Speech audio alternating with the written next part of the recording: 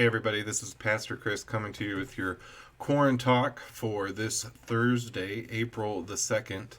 Um, we are continuing with this turbulent time in our lives of a lot of fear and questions and situations that we don't really have a lot of control over, certainly, but they put us in these odd compromise kind of places where we have a chance to react to the choices that we are given. And last week, when I was talking about choices, I was trying to say that we have a choice in every situation that we are in, which is true. But a lot of times, with fear and anxiety and stress, those choices become much more shooting from the hip kind of a thing, where we react with the fear that we hold in our hearts as opposed to prayerfully or with any sort of discipleship, thinking about what it is that we are about. In my daily readings and meditations, I ran across this reading, which is written by Carlo Corretto, from the writing In Search of Beyond, and I wanted to share it with you real quick. We are not happy because we are unforgiving, and we are unforgiving because we feel superior to others.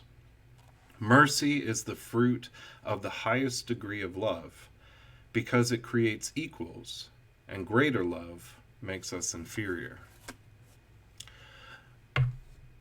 That's an interesting passage, and one that I would slightly disagree with, just because of the use of the word inferior. Inferior carries with it a connotation of a lack of pride, a lack of ability to take pride in who and what you are.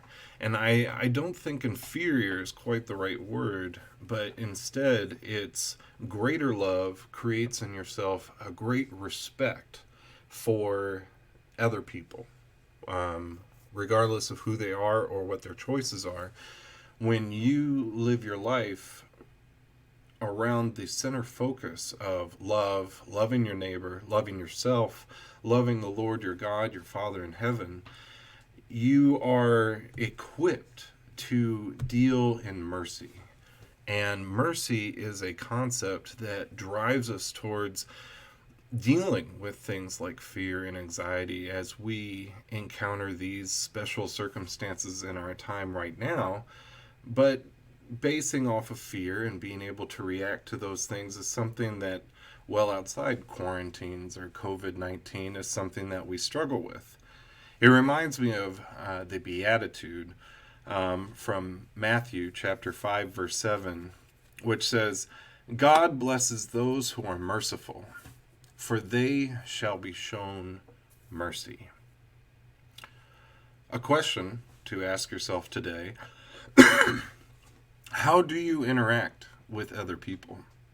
How do you express yourself or interact with the world around you?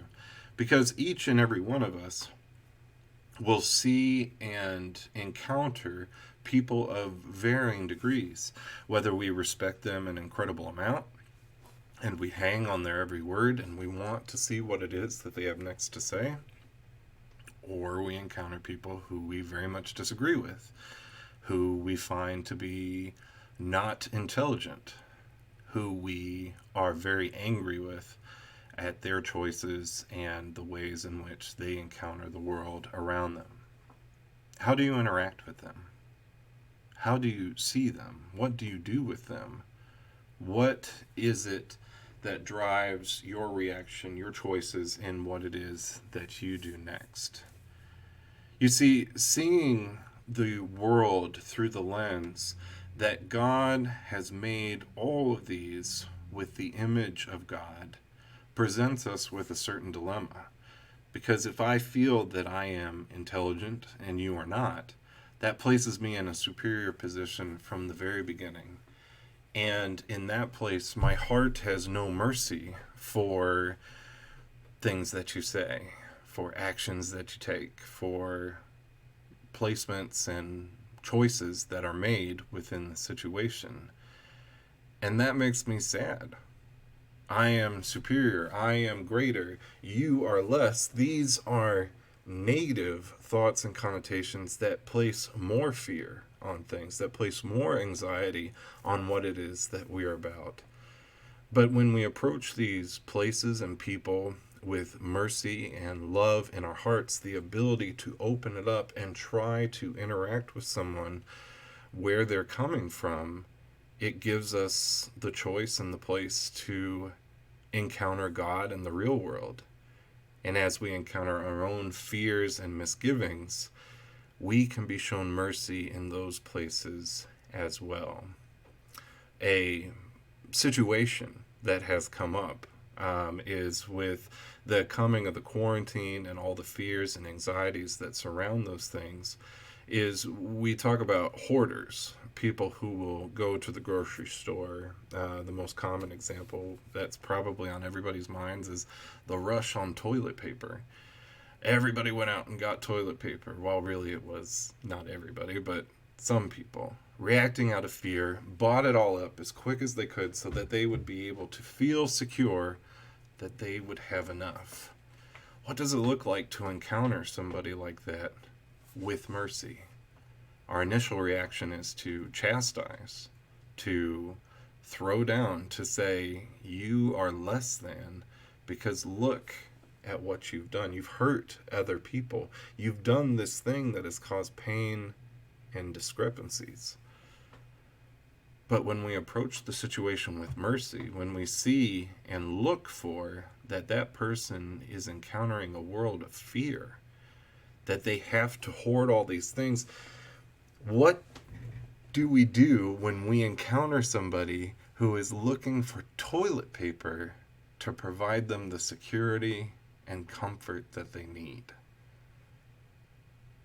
God chooses to approach people like that, people like me, with love, with hope, with a quiet gentleness that isn't accepting of the bad choices that are made, but is hopeful and trying to reach them on the level that does hurt, on the level that is afraid. And when we do that, when we approach the world that way, when we seek to embrace the fears and inequities that we encounter in our brothers and sisters, we will be shown the same. So the times when we mess up, the times when we go too far, the times when we rip into somebody else for the things they've done wrong, God promises not to rip into us for all the challenges and difficulties and struggles that we've created of our own power. These stressful times call on us to practice good discipline, to encourage our own happiness. Why aren't you happy? Because you think you're so much better than everybody else. How do you become happy? Service, mercy. These things lead us towards love, acceptance, and happiness.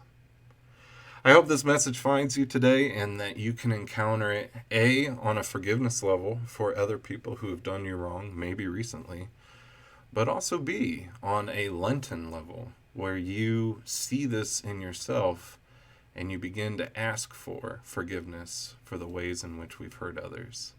I hope you're doing well today. Peace be with you, and God bless.